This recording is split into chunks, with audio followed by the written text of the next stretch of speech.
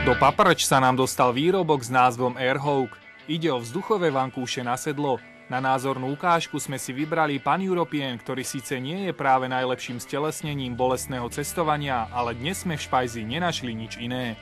Montáž tohto v úvodzovkách vredostopu je jednoduchá a preto ju zvládne aj nešikovnosť, osobne v podaní Maja.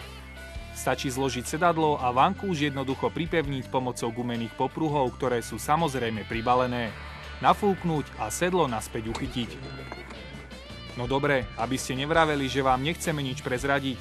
Systém Airhawk bol pôvodne vyvinutý pre pohodlie zadkov kamionistov, no potom značka zistila, že sedieť musia aj motorkári. Obal vzduchových vankúšov je z vrchnej strany textilný, zatiaľ čo zo spodku je celá plocha pogumovaná. Vankúš jednoducho nafúknete ústami cez nafúkovací a zároveň aj výpustný ventil. Po nafúknutí ventil jednoducho zaistíte a zapnete zips na obale.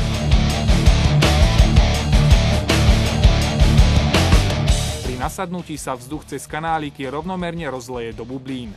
Podľa priloženého letáku by časť tela, ktorá si dlhé jazdy pamätá najviac, mala trpieť ešte menej ako na gelových sedlách. Sedieť na perínke a rúbať stovky kilometrov od rána do večera je sen každého cestovateľa. Tak prečo si ho nesplniť?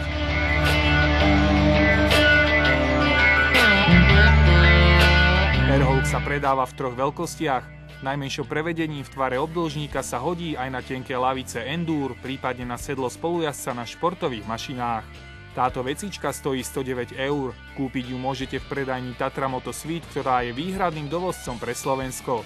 Viac na stránke tatramoto.sk.